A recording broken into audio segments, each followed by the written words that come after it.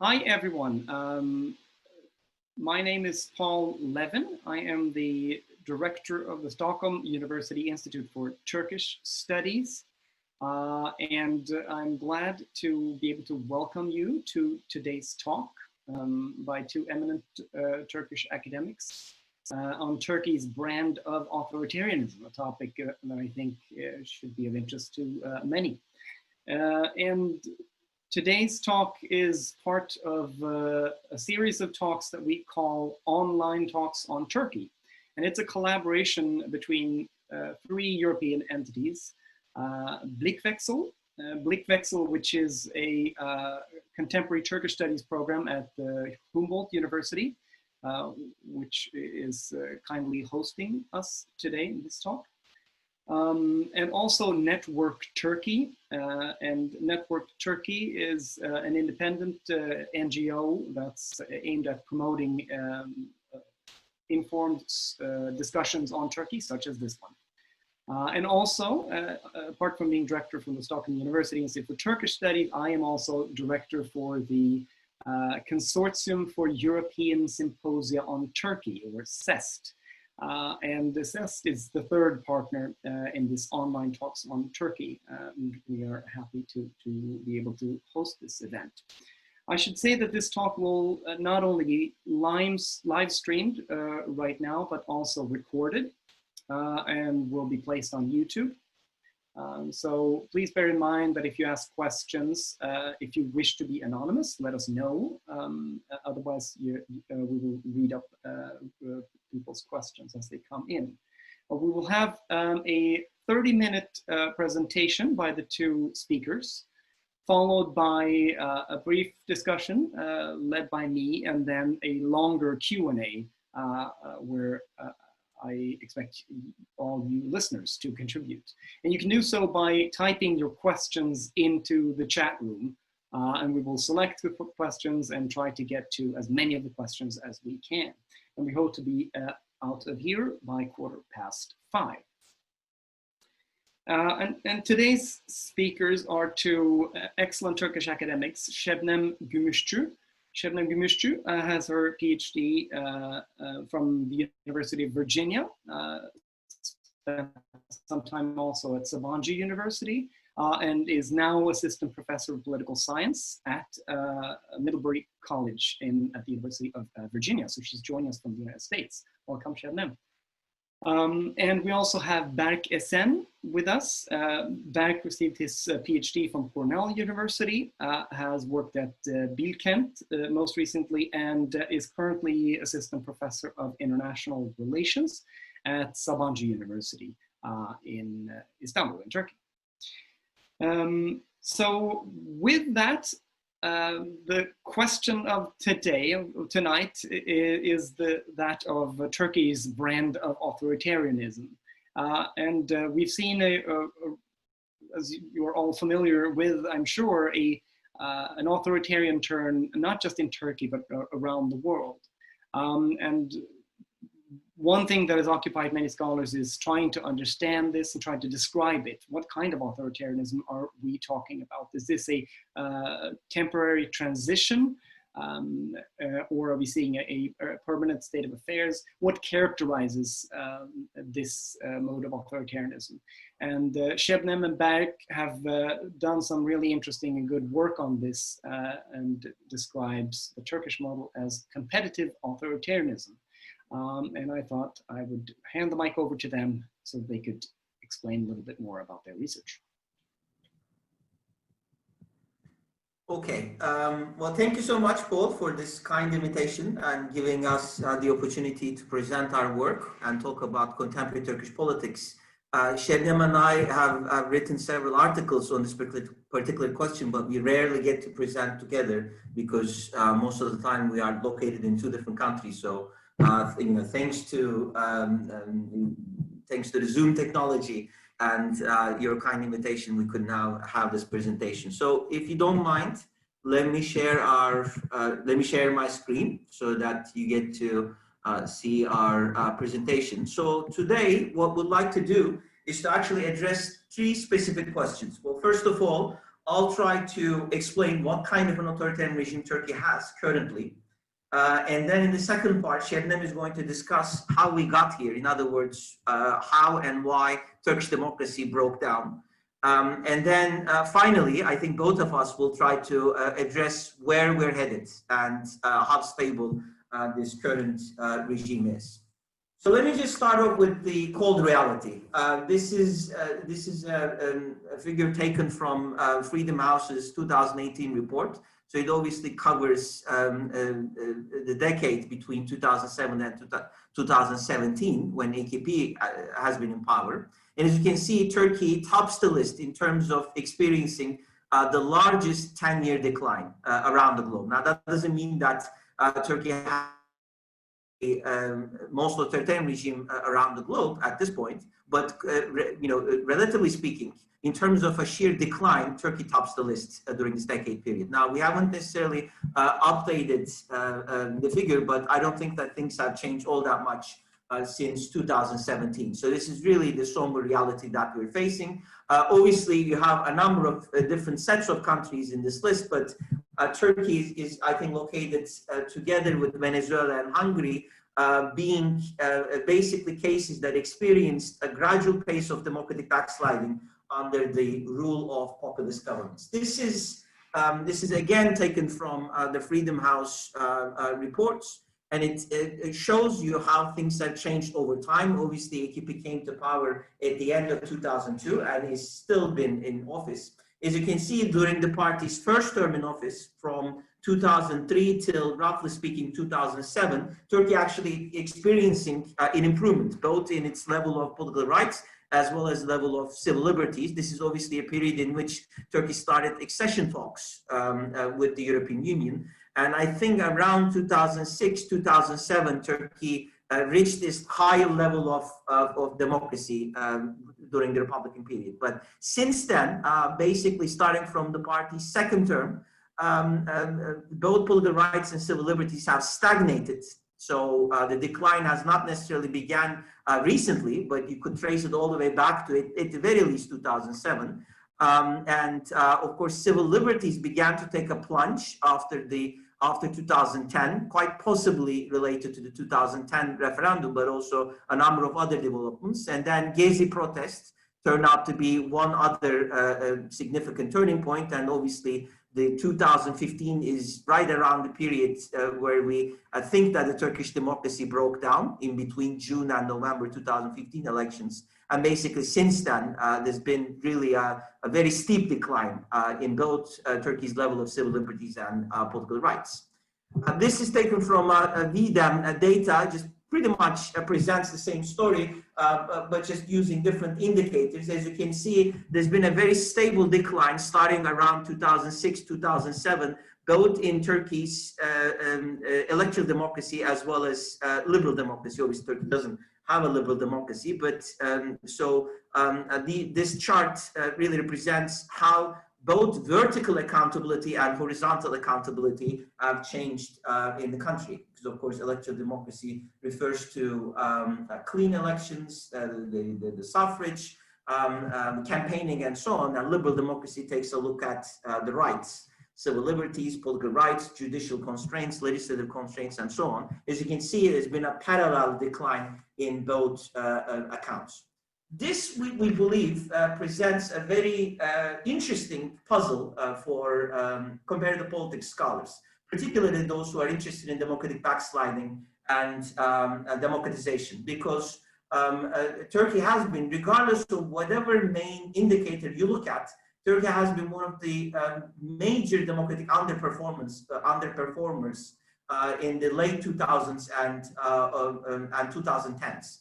Basically, what we suggest here is that looking at the comparative politics literature, we should expect to see Turkish democracy at a higher point. Because, of course, during this period, 2007 till 2015, 2016, Turkey has experienced quite a high level of economic growth. It begins to taper off after 2013. But the income levels have been quite higher than most other countries that experience this kind of a democratic breakdown. As we've seen in the Gezi protest, Turkey has a vibrant civil society, especially by the standards of a non-Western society. In terms of civil-military relations, right, we should expect to see the democratic regime consolidate, considering the fact that military, or the tutelage presented by the Turkish military, has been eroded, has been completely abolished actually over the last decade. Turkey has a long history of multi-party rule going all the way back to late 1940s. It has a fairly developed market economy and high linkages to the West, right? Each one of these bullet points actually refer to different sets of studies that scholars have used, or different sets of arguments that scholars have used to explain democratization. And in the Turkish context, we didn't really see this kind of an outcome. And of course, Turkey does not really have very close ties to either China or Russia, or Saudi Arabia for that matter, the sort of countries that have supported authoritarian regimes over the last decade. So Turkey, I think, presents a very important puzzle within this literature. Now, what we suggest, what we argue in our research is that Turkey has become, basically since early 2010s, what Levitsky and Way call as a competitor authoritarian regime. We think that Turkey still has a competitor authoritarian regime for the sheer fact that elections are the primary means of attaining power, and not just on paper, but I think also in practical terms. Opposition parties have the chance to win these elections, and indeed, we've seen on several occasions opposition make some electoral breakthroughs. We're not only referring to the 2019 local elections, in which most of the major cities have been won by opposition candidates, but also, of course, in the legislative elections, both in June 2015 as well as June 2018, the AKP lost its parliamentary majority. So this is clearly not a very hegemonic authoritarian regime. Elections are still meaningful, and the outcome of these elections are still not predetermined. But, and this is a big but, for quite some time, there's been an uneven playing field between the ruling party or the government or the governing bloc and the opposition parties, which makes political contestation, political competition extremely unfair. So there is an uneven playing field that emerged over the past decade, and that has made it increasingly difficult for opposition parties to contest these elections, and has made these elections neither fair nor free. Now, just to, we don't really have time to, because I don't have time to go over every one of these points, but let me just very quickly point out that a competitor authoritarian regime has three defining features: violation of civil liberties, an uneven playing field, as well as unfair elections. Now, according to Levitsky and Way, having any one of these features would suffice in characterizing a country, a regime, as competitor authoritarian. Unfortunately, in the Turkish context, or in the Turkish case, we've actually seen all three of these features emerge very quickly and very strongly over the past decade. Now, obviously, it would be no surprise to scholars of Turkish politics that you have very widespread violations of civil liberties in Turkey. This is not necessarily something new, and it certainly didn't begin under the AKP rule. I think particularly on the basis of the Kurdish question, Turkish democracy has always had problems with its civil liberties. But I think under the AKP rule, the violations have become more prevalent, more systematic, and I think it has been applied to all spheres of the society. With regards to the purges that we see in the media blockouts, a tighter control over social media, restrictions on freedom of expression, including obviously using libel cases against people who have criticized President Erdogan, both in social media as well as outside, as well as obviously significant restrictions on freedom of assembly. Actually, two of our colleagues, Mert Aslanalp and Deniz Erkmen, has done very interesting work on this particular point. Again, in terms of violations of government censorship on media, we see that particularly after the Gezi protests, and I think the 2013 corruption probe, we see a very steep decline, but the decline actually started around 2018. 1977. I think long before many scholars have realized that Turkish democracy was headed in this authoritarian direction. And likewise, you could look at other indicators and you get the same picture. There is obviously an uneven playing field, and that I think is new. Up until early 2010s, I don't think that in Turkish politics we've seen the state institutions become politicized in this manner. In fact, the criticism has been the other way around, that certain bureaucratic institutions were intervening in politics, particularly to limit the course of action by the popularly elected government. I think what we are seeing under the AKP rule is the other way around. The government is using what should be bipartisan state institutions as well as civil servants in order to campaign, in order to intimidate its opponents, in order to weaken the opposition parties. There is obviously uneven access to media. Much of the media is now sponsored, controlled, or threatened by the government, which leaves really very limited room for dissent. And obviously there is also uneven access to resources by members of the ruling coalition. And here we're not only referring to public resources, but also private resources, because of the fact that many business people have come under strong government control, as well as intimidation in order to support the ruling party and its agenda. And obviously this uneven access to resources creates an uneven playing field, as I already mentioned to you, and this playing field really comes out during election time, because it's during elections that the political course of the country is determined. So what we see during campaigns is a shrinking of the campaign space for opposition candidates through all sorts of intimidation tactics. There is uneven access to media and resources that get really highlighted during campaign periods. And what we suggest is that you still do not have massive electoral fraud in the Turkish context, unlike many of the hegemonic authoritarian regimes, because of course the ruling party tries to win these elections before the elections take place. So the fact that votes are generally counted fairly does not change the fact that the campaign period has been unfair. And that, of course, creates all sorts of disadvantages to the opposition actors in challenging the ruling party. Especially between 2016 and 2018, in the immediate aftermath of the failed coup attempt in that year, there's been a state of emergency in the country, and several important election campaigns have taken place under the state of emergency, which further increased the government pressure on opposition actors, including obviously the 2017 referendum, as well as the twin elections of 2018, both the parliamentary election as well as the presidential election. So that's why we think that elections are neither fair nor free. As the popular base of the ruling party has eroded, I think the ruling elites have intervened a bit more decisively during these campaigns. We've seen it, for instance, in the 2017 referendum, which the government bloc won with a slight majority.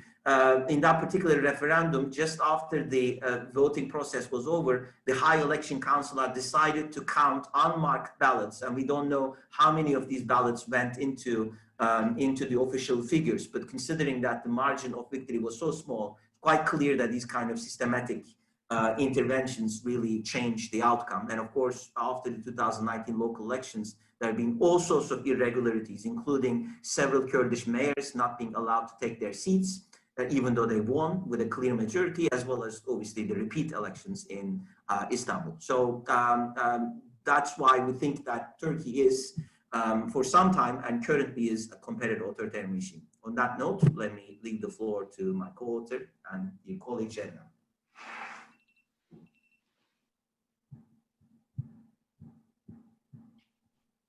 Perfect timing.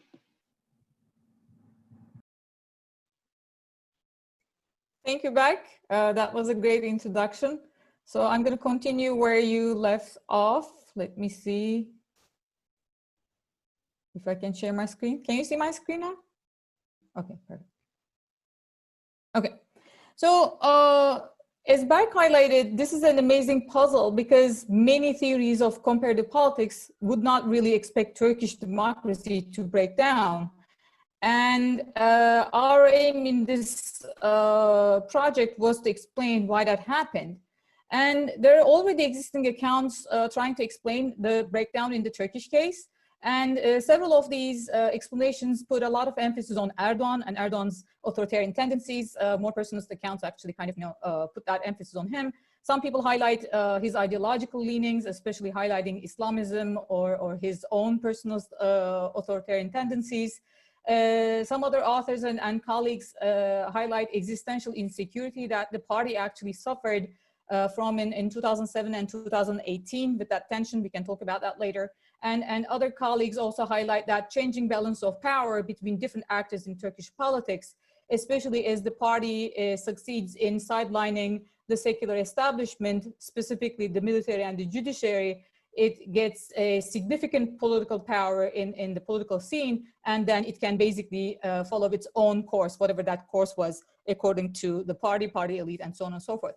So these accounts actually may make a lot of sense and they're compelling, but they really do not explain one key factor, one key question, and why, and that's why people actually kept supporting the party despite the fact that the AKP has taken an authoritarian turn. So we have several autocratic leaders and people in many different parts of the world attacking democratic institutions. As long as they do not receive any democratic support, they cannot do anything. They cannot take their countries into the course of democratic backsliding. So key aspect that we need to pay attention, we believe, is why people actually kept supporting the party despite the fact that Erdogan took an authoritarian turn.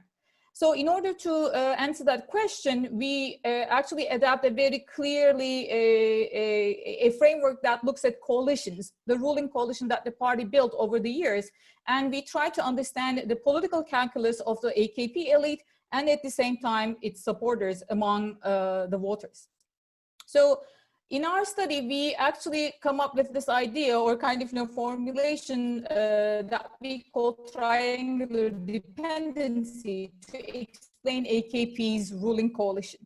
So in that triangular dependency, we specify three major actors: the party itself, the business world, and the voters that actually keep the AKP in power. So there's a very intricate and amazing relationship among these three actors. And I want to speak to that detail in a bit.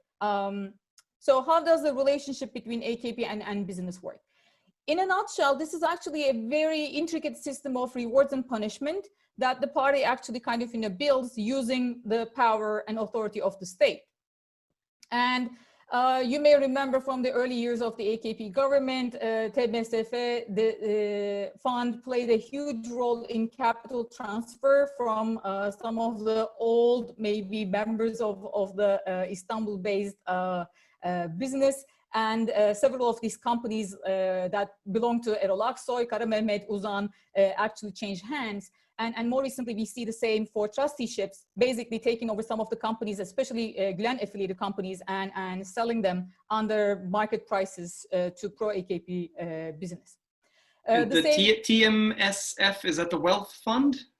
No, that's the security deposit fund.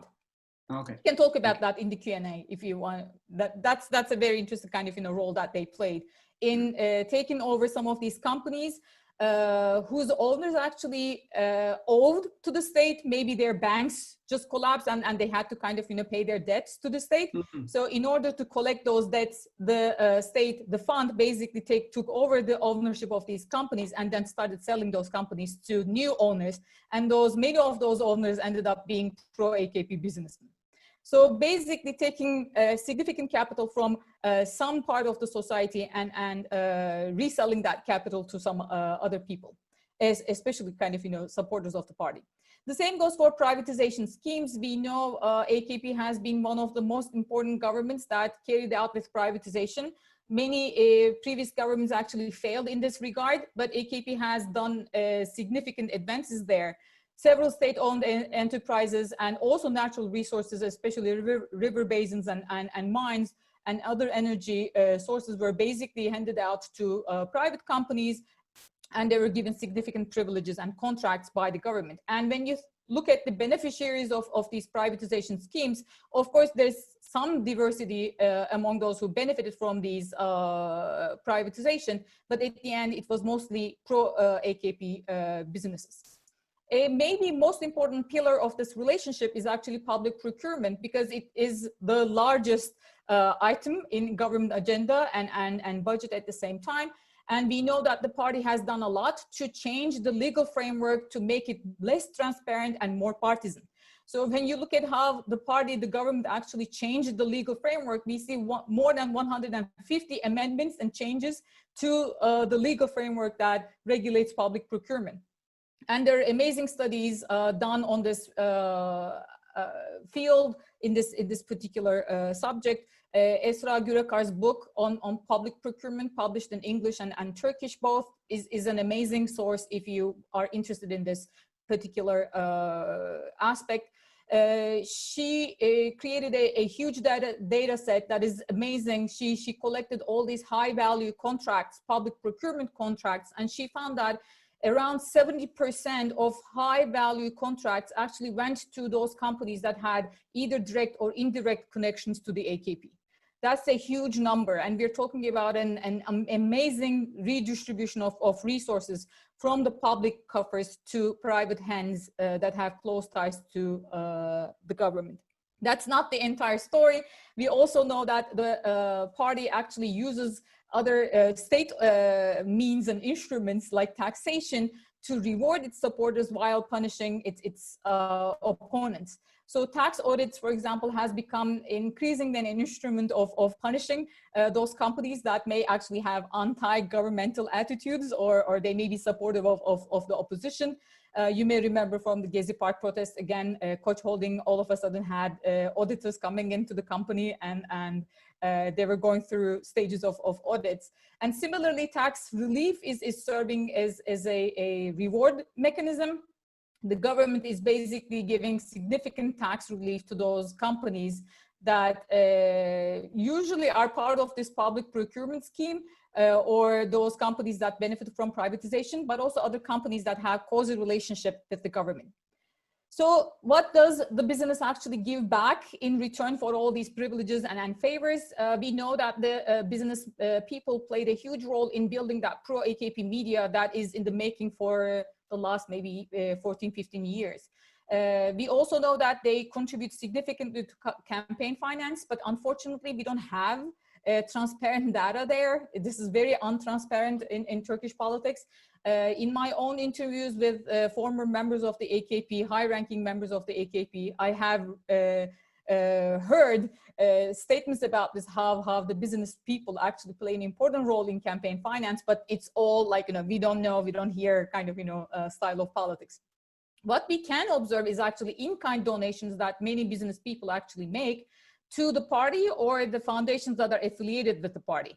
So you see, for example, several of these companies like Limak or other companies, big companies that benefit from public procurement schemes, they build schools, mosques, dorms, and contribute in social assistance programs in kind again, or make big donations to charities and foundations affiliated with the government, like formerly like Deniz Feneri and more recently like Turgev and its affiliates.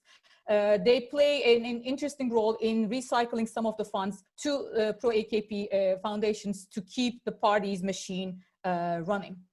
And I'm going to talk about that, how that actually ends in the hands of the voters and create a huge kind of, triangular dependency at the end. And the same support we see maybe less frequently, but similarly, businessmen or business people actually contributing to pro-AKP propaganda. An interesting example actually comes from 2014 when the corruption scandal broke in December 2013. Those of you who were in Istanbul at the time would remember these billboards all around the city. They were paid and financed by a platform called Sivil Dayanışma Platformu. And the person who actually owned the platform or run the platform was a businessman that had close ties to the party. What about the other pillar, the third pillar of the relationship of triangular dependency. So AKP actually is quite generous with its supporters, especially urban families of lower income. But before getting into that kind of more specific relationship, I want to highlight the fact that AKP's relationship to voters is not just clientelistic. There is also a universalistic policy aspect to it. And especially in its maybe first 3 terms in power, not recently, but in its first 3 terms in power, significant economic growth that the government registered, lower inflation rates, and significant reduction in poverty actually served the AKP to garner important support from urban families of lower income. Of course, this is somewhat in the past, especially with the ongoing economic crisis, and I'm sure Berk will talk about that towards the end. But this is just one part of the relationship that AKP has built with its supporters. More importantly, we see the rise of particularistic policies and very clientelistic distribution of social assistance over the years. There are multiple ways in which AKP actually does this. Local governments, especially municipalities, play an important role in distributing all sorts of different benefits to the people. Social Assistance and Solidarity Foundation is also playing an important role, especially in those cases where local governments are not run by the AKP.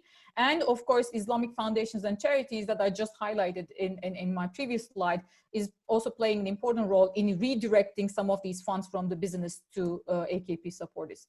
When you look at this nature of that relationship, you actually see that the AKP's way of distributing social assistance is very political, very partisan, and very clientelistic. So it's not just random, it's not universal, it's not based on any kind of criteria. It's very much political, and those people who have sympathies to the party actually receive these social assistance more than any other group. And there's significant literature on this, how this distribution of resources and clientelistic relationship has been built over the years. Just a quick example, you can see from these 2 graphs that I'm going to show. These are food stamps distributed by Istanbul Metropolitan Municipality, one of the most important municipalities in Turkey, recently lost to the opposition, and that also makes it more important. Because there's so millions of voters in Istanbul, it's the largest city in the country with the largest economy in the country. So urban families of lower income are really important here. And Istanbul municipality played a huge role for the AKP to build that clientelistic relationship with its supporters. The same goes for cash allowances distributed by the municipality. Again, over the years, you see a huge growth over the years, especially after 2010. Before going to how voters actually reciprocate the AKP, because of this faceted process of building clientelistic relations with lower income families, it's really hard to know how many people are involved in this kind of triangular dependency.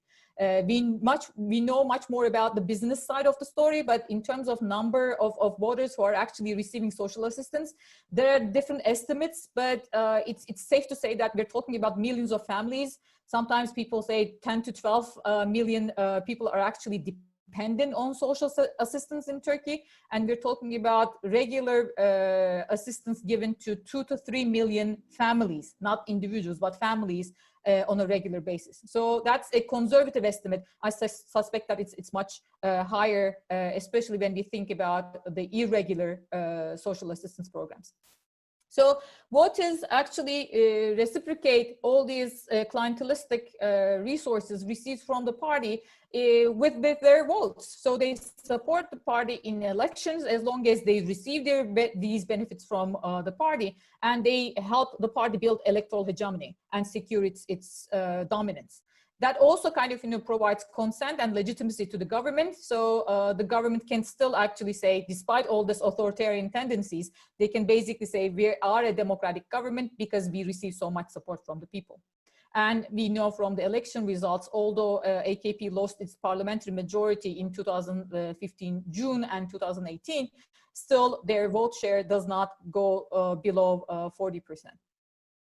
All right, Şebnem, I'm gonna have to ask you to wrap up. Okay, this was the most important part. So I'm going to wrap up with the connection between triangular dependence and competitive authoritarianism, because you can ask the question, why would a coalition lead to democratic breakdown? That's not really kind of clear. And there we look at the changing political calculus of the voters, businessmen, business people, and the AKP elite.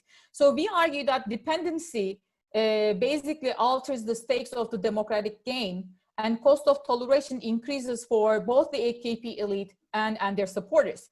They fear that they're going to lose their privilege and patronage if the AKP loses power. And they also fear redistribution, retribution, and prosecution if they lose power in free and fair elections. So because they fear that kind of, democratic game, they basically rig the game so that they stay in power. And this is not just about the AKP elite, it's also about the business people and voters. And their solidarity also drives the cost of suppression of the party much lower. So I'm not going to get into tracing the cost of toleration part because I'm running out of time, but we can talk about it in the Q&A.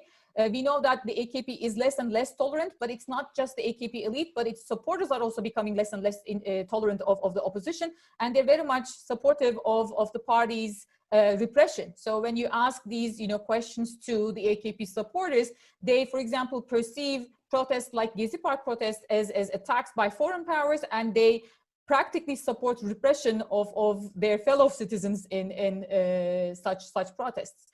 So with that support coming from the voters and the businessmen, business people, AKP basically has almost a blank check to suppress the protesters, and international context also matters. We can come back to that later, and builds a very intricate and expensive security force with significant manpower, and also having new layers of security and coercive apparatus like the night watchman that was introduced after 2016.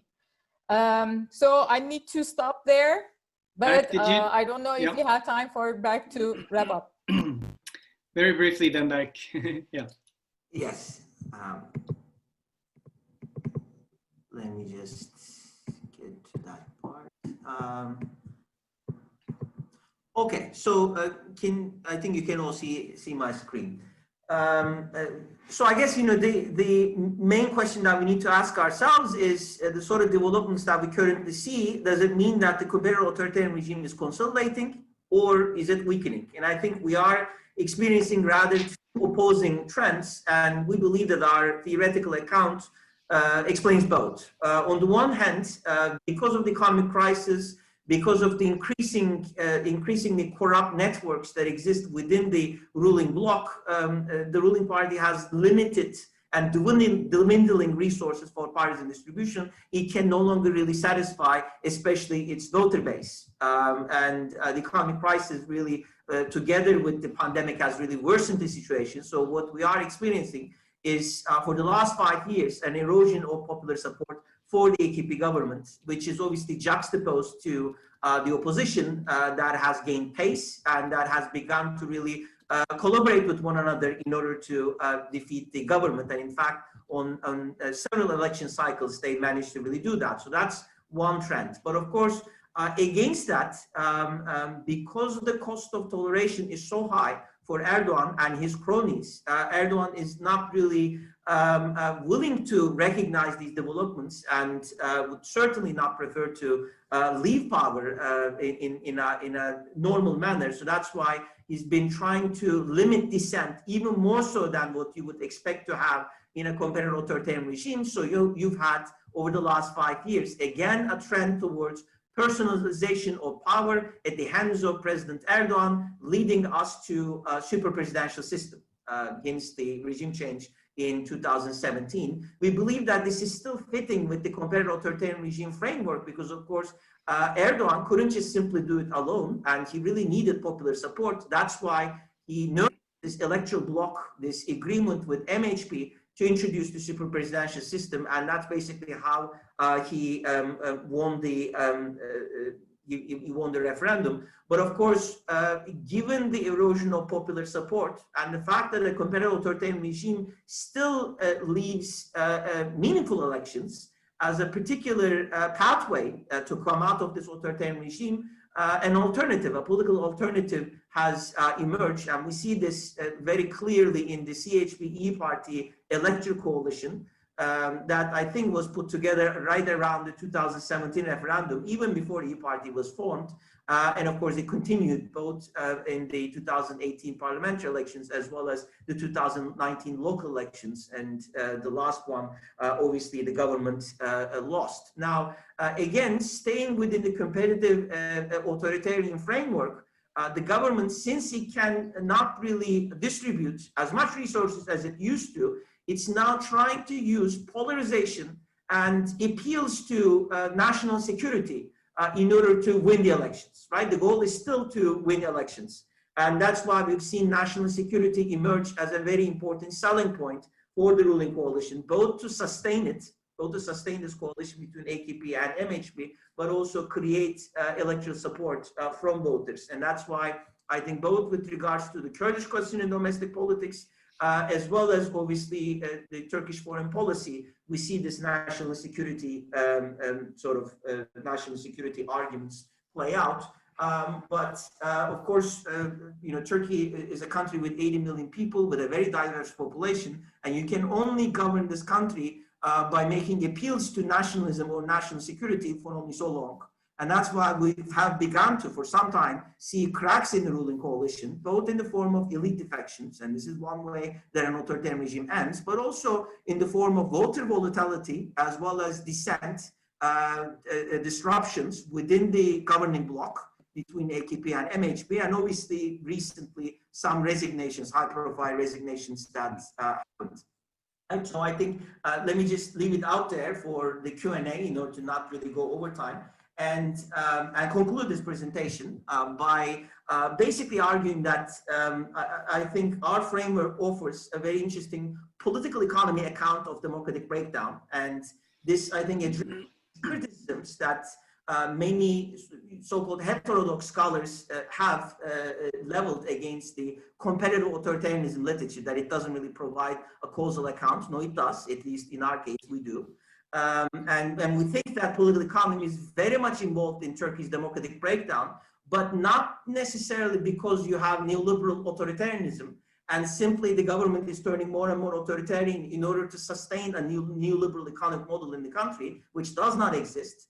But rather we offer a cross-class coalition political economy-based argument to explain these changes. It's not necessarily a mechanistic argument, it's actually quite dynamic, and I think it explains change over time. It explains why this regime emerged, why it strengthened over time, but also why it started to weaken, and why we are seeing a move away from a party-based autocracy, in other words, an authoritarian regime embedded on AKP's party mechanism, to a rather more neo-patrimonial regime under the super presidential system that was introduced, right? So this is no longer an story, it's really a President Erdogan based story. So clientelism and this neo-patrimonial distribution is very much involved.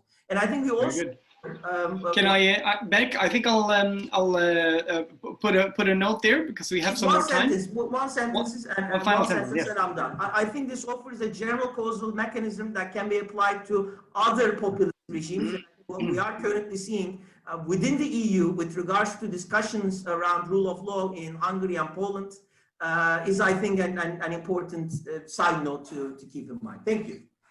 Very good. So thank you so much, both of you, for this presentation. And I want to invite the audience, if you have any questions that you would like to bring up, please type them up in the chat. And we will make sure to bring them up. So let me start with a couple of just a follow-up. Just one thing to just maybe like highlight something that you already said, or ask you to maybe explain it a little bit further, is the sort of cost, this concept of cost of toleration, increased cost of tolerating an opposition or dissent. And I mean, to be very specific and blunt about it, the fact that the current government has been using all of these informal mechanisms, rather, extra legal mechanisms in some cases to provide benefits to followers and so on, in terms of public tenders and many other things. It means that there are high stakes also for the government when they leave power, right? In the sense that they might very, very well be liable to court cases. You mentioned the 2013 corruption allegations, the sort of infamous case, but I mean, this is a very sort of concrete and issue that I think illustrates this question of cost of toleration. Is that right?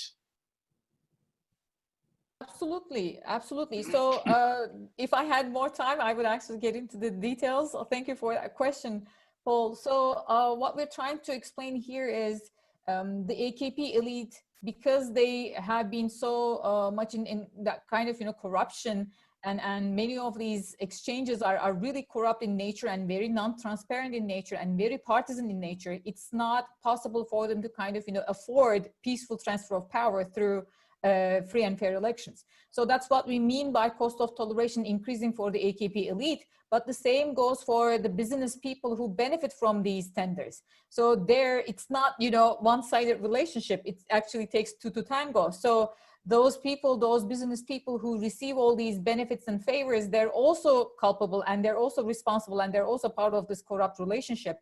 They cannot afford losing AKP government either. That's why they're actually kind of going really beyond rational decisions and kind of trying to keep the government in power. So I think that they're very much kind of embedded in this relationship, and none of them can afford losing power as long as they're really corrupt and they're engaged in this corrupt relationship. You may remember maybe from the draft probe, there were some recordings of some ministers at the time, and they were expressing their fears of prosecution and retribution once they lose power. So later, some of those ministers were sidelined and they were kind of taken off the political scene by President Erdogan. But that was a very clear sign that some of these party elite were very much cognizant of the fact that they were deep in trouble, and if government lost power and there was another government in power, they would actually kind of have a significant price to pay. Yeah, Berk. Just one side note. I mean, on top of what Şebnem already mentioned, I think this applies to voters as well as many other sectors within the society. So academics, journalists, civil servants who have benefited from the AKP and who have gained promotions, gained resources, jobs from the AKP government in a partisan manner, despite not really earning it, are really worried that they may lose those things. So even if they're not going to be prosecuted, they're going to lose the sort of privileged position that they have. But I think on a sort of positive note, we can sort of keep in mind what is happening after the 2019 local elections in Ankara and Istanbul. We haven't necessarily yet seen massive prosecutions, and yet gradually, I think the ruling party accepted its loss and leaving power without necessarily prosecutions happening. So it did not need to be a sort of a black and white matter. What would you say to somebody who would say that many of these things that you're talking about are not new to the AKP? I mean, if you look at old traditions going back to Democrat Party of awarding land deeds to Gecekondu squatters, right, in return for votes, etc. What would you say to that sort of objection?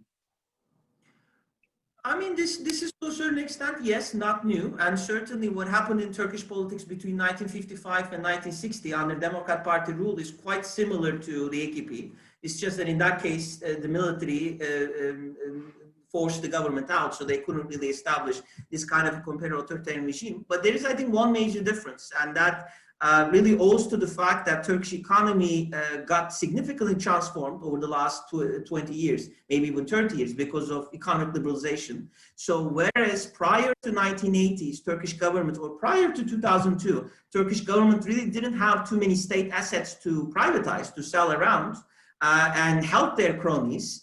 In contemporary Turkey, of course, the AKP government has significantly more resources than any other of its predecessors in distributing resources, including taxes, all sorts of benefits, legal tenders, state assets to sell around. So Turkish economy is significantly larger than it used to be. So I think there is difference both in terms of sheer scale and as well as type. But yes, this is not necessarily unique to the AKP.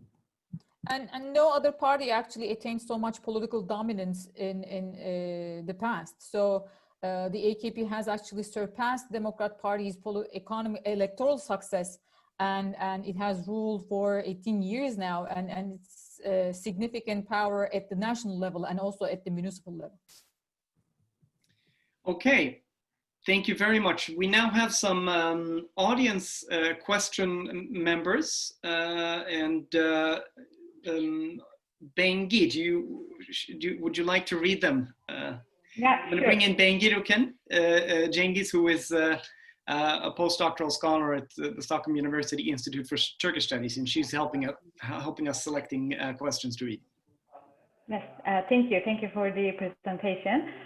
So we have one question about the EU's impact on Erdogan's Wage Act. Marianne Lamatsa asks, could the EU do something better in its approach towards Turkey? And another one from Pınar Dinç, and she asks about the possibility of peaceful exit of Erdogan, and she asks asks to hear about your ideas about the role of opposition strategies, whether resistance or resilience, in dealing with this system. Okay, who wants to answer that? I don't know, Berk, do you have a preference? No, you can go first. Well, they're all very good questions, excellent questions, and they're touching on different aspects of the issue.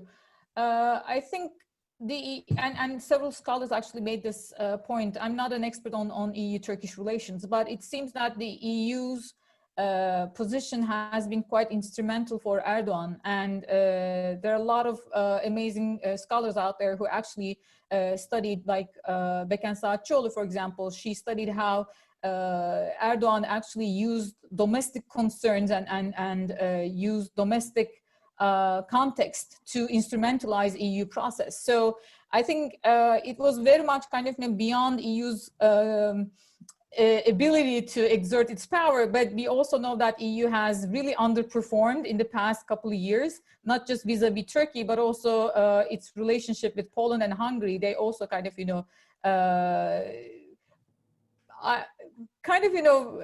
underperformed, and they did not necessarily kind of, took significant measures to stop whatever democratic backsliding was happening in these countries. So I really don't think EU could change a lot of things in the Turkish case. Our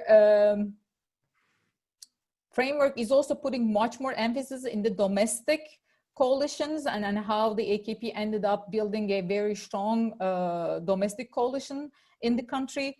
I was going to talk about the international context a bit, talking about the cost of suppression actually declining for the party. That we need to keep in mind. This is not just about the EU, but the overall global trend toward democratic backsliding also maybe made it easier for the AKP to go on with authoritarianism. So the international cost of suppression also declined, because neither the EU nor the United States under Donald Trump administration actually imposed any serious costs on the government, at least asking for some kind of justification or like asking, what are you doing? So there was no accountability at the international scene, thanks to global democratic backsliding. So that made, I think, Erdogan's job a bit easier, but I don't think that would actually change a lot of things for him, even if he faced a more formidable opposition and accountability from abroad. Just a quick note, especially on Pınar's question. You know, how Erdoğan. I mean, you know, what can happen in the electoral side of the story, and whether Erdoğan will accept a peaceful exit. I think it's important to keep in mind that it's extremely difficult to cheat in an election. And certainly massive fraud can easily be documented. And what we are currently seeing in Belarus, which by the way is a least likely case in terms of change through elections, because it's a very powerful authoritarian regime, very close to Russia, doesn't really have very close links to the European Union. The opposition has been weak, divided, didn't really have very strong parties. And even then, right, it became increasingly difficult for the autocrat to steal an election and get away with it, and protests to continue. I think in Turkey, it's going to be even more difficult for Erdoğan to really do that. So I think we need to focus on what happens prior to elections and not worry as much about the election day itself. I mean, obviously, the party organizations need to be very vigilant about efforts to steal the election. I think what the opposition can do is, it is based on our framework, lower the cost of toleration. In other words, don't come up with revanchist statements, coming up with these blanket statements that I sometimes see radical members of the opposition make, that we're going to prosecute everyone. That's really bad politics, first of all. And it's not really going to work out. And it will certainly corner the opposition, because the cost of toleration will really go up. I think it's really helpful that you are now experiencing these elite defections, because well, I mean, you know, let's face it. People like Ahmet Davutoğlu have been maybe not as guilty as some of these figures who are currently in power, but they share part of the blame. And of course, if they're in the opposition, then it means that you will not be able to do a blanket prosecution of the entire government all along. And that's a helpful thing, because, you know, we don't necessarily need that kind of a revanchist sort of statement. And of course, increasing cost of suppression. Şebnem mentioned the international side. I think there is a big role for European Union to play. Make it extremely costly for the government to turn against its people if the elections go against the ruling party. But I think lowering the opposition's efforts to lower polarization, especially by nominating candidates who come from diverse backgrounds, has been really helpful. And we've seen it in Istanbul, we've seen it in Ankara, and the opposition, as long as they can act united, can, I think, repeat this process, repeat the outcome in the presidential elections as well. I'm actually quite optimistic about where we're headed. I don't know how we'll get there, but I'm quite certain that we'll get there. In terms of European Union, just very quickly, I think EU shares part of the blame. They're not the main actor.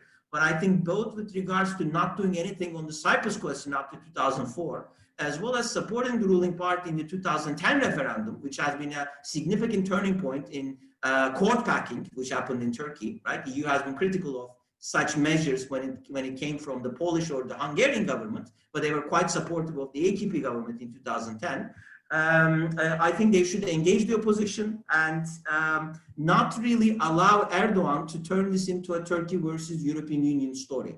What I'm now getting at is that in the Eastern Mediterranean crisis, Erdoğan is exactly trying to do that. I think EU should be very vigilant in not giving Erdoğan the chance to do the rally around the flag effect, because many Turkish voters are nationalists, and they will not accept a total capitulation of their government, regardless of who's running it. So EU needs to be very smart in engaging Turkey. Not emboldening Erdoğan, but not corner him as well. Bengi, we have received some more questions, I see. Could you? Yes, there are two more. So Frederick Krull asks, given this patronage system you described, is there any will among AKP supporters and lawmakers in terms of pushing honest reforms, for instance, in the judiciary? And Alessandro Porra asks whether this erosion of AKP can lead to new political formations in the center-right, and whether that formations or these formations will be secular or Islamic. Maybe I can speak to the second question. Berk, would that be okay with you?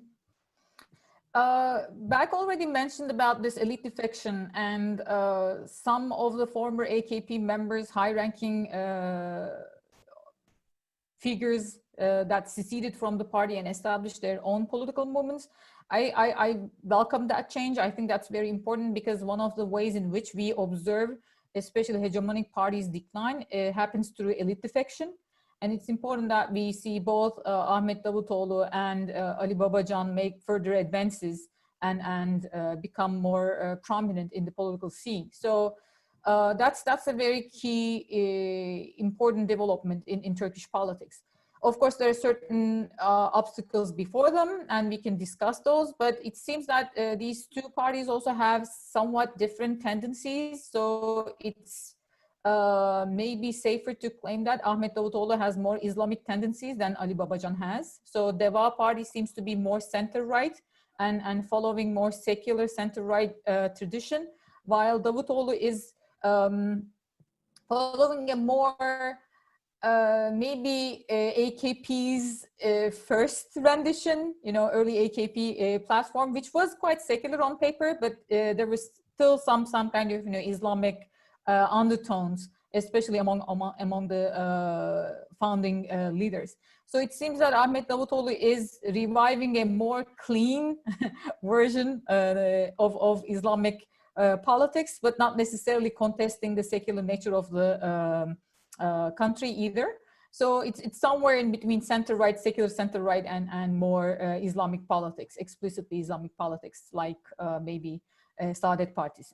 So I think the rise of these parties are really important because they're also very much undermining the polarizing attitude that Erdogan has been cultivating. So they are significant kind of forces that would help overcome the existing polarization in the country, and they would also kind of offer some outlet and some exit for AKP supporters.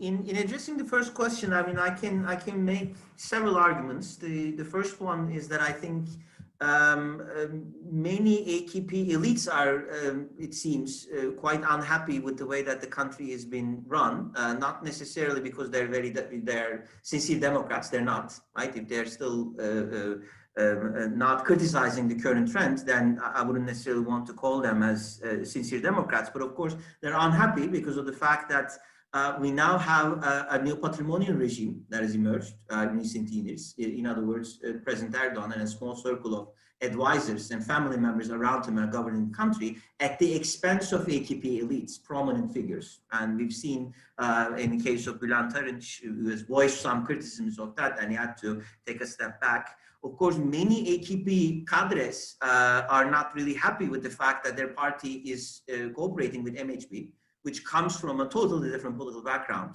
And there seems to be rifts within AKP with regards to that coalition. So I don't think that it's a very tight coalition anymore. So those rifts need to be taken advantage of by the opposition if this is going to change. The other interesting point is, I think, because of this neo-patrimonial style of government that emerged in recent years, this partisan distribution that we've discussed today is increasingly going to a smaller circle of people. In 2007, in 2008, 2010, I think many business elites were benefiting from this regime. By 2010, the cake has shrinked. And also the figures who are connected to the regime, their numbers have come down. So I think many AKP economic elites are also quite unhappy with the way that things are going. So this is no longer such a clear-cut story. And even within the president's inner circle, right, we still do not know why exactly Berat Albayrak, President Erdogan's son-in-law, and quite possibly one of the top 4 figures in the regime resigned. We don't know what will happen to him, and we don't know how strong a break, how radical a break that is. It's they're not going to turn into Democrats, but if they stop giving the kind of support that they've given to the regime, if their cost of toleration, right, goes down because they have less to lose because they've lost it anyway, things will begin to change in Turkish politics.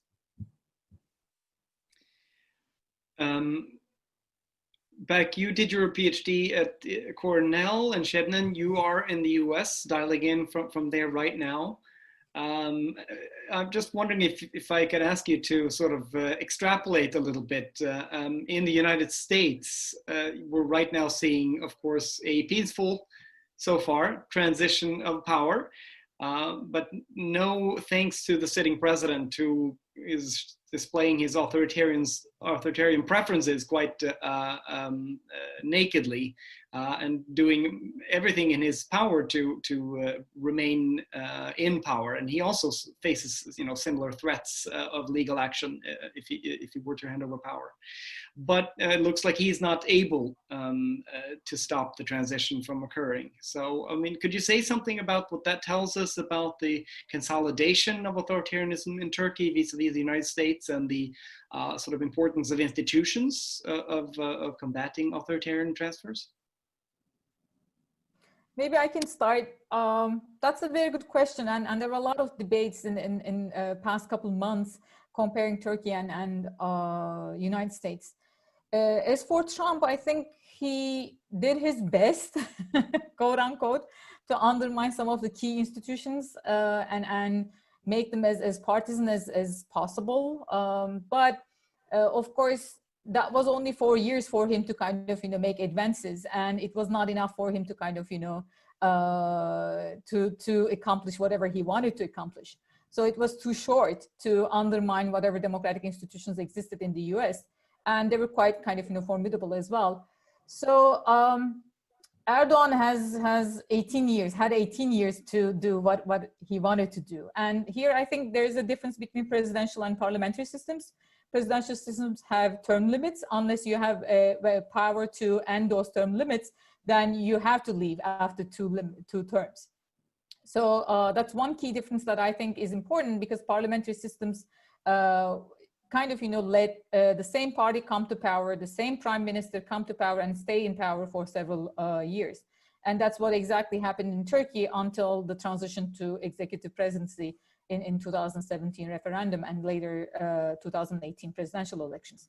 So I think that's a key difference, and the fact that Trump had just 4 years to carry out his agenda was not enough for him to kind of succeed. But the United States has deeper problems than the Turkish system, I believe. So there's certain problems in the US system, although it looks okay.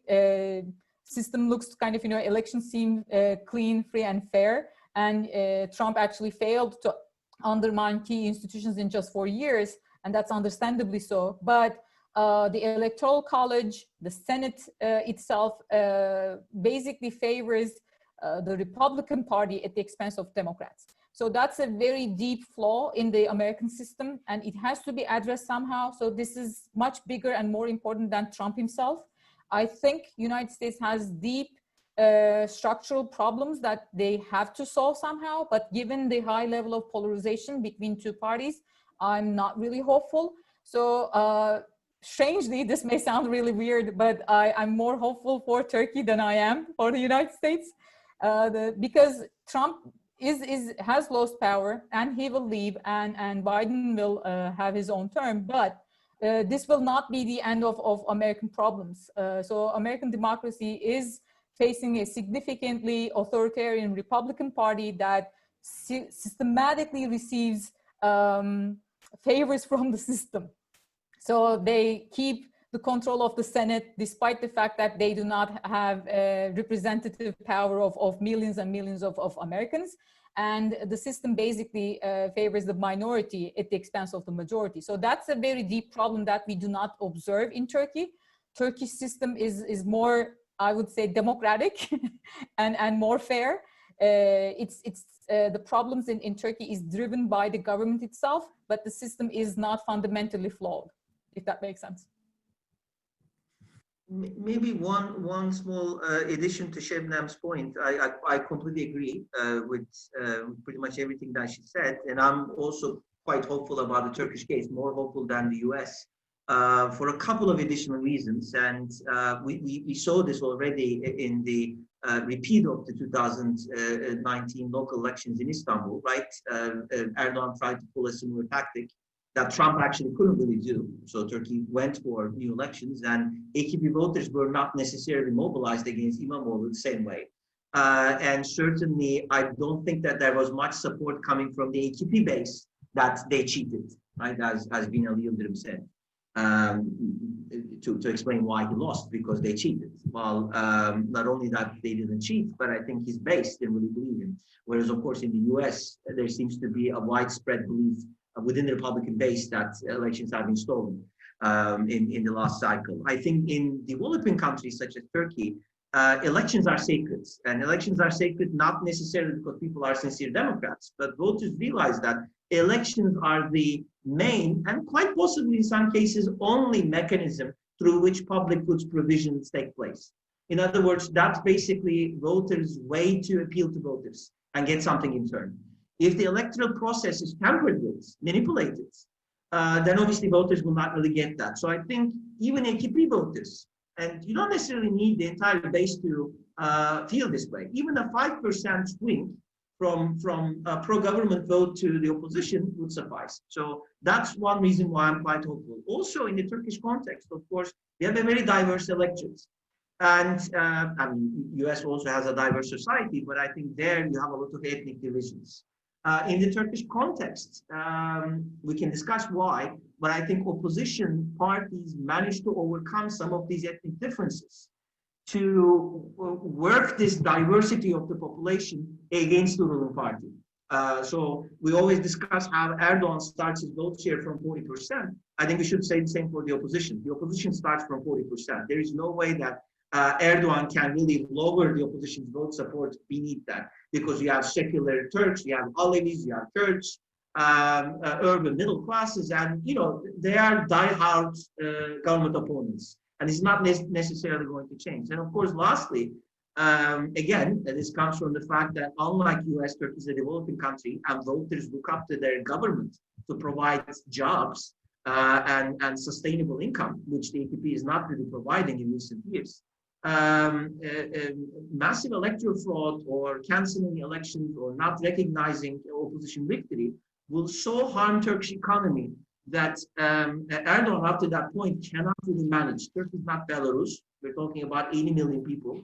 Turkey is heavily integrated to European institutions, European economy, international markets. And Turkey doesn't have a rentier state. It doesn't really have natural resources to finance this kind of a power grab, as we've seen in cases like Venezuela, Russia, Malaysia. So I think opposition needs to cool down and act smartly, because the direction is quite clear. The trend is quite clear. I think the tide has turned.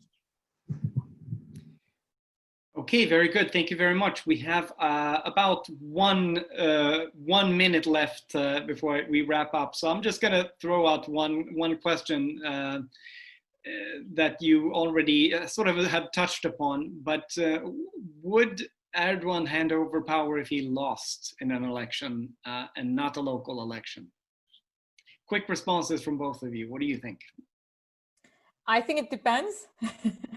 It depends on the pact that he actually will strike with the opposition. So if he receives some kind of guarantees like a golden parachute, that will give him some kind of security and safety that he will not be prosecuted, then he would definitely have the motivation and the incentive to step down. Very good. Berk, what do you say?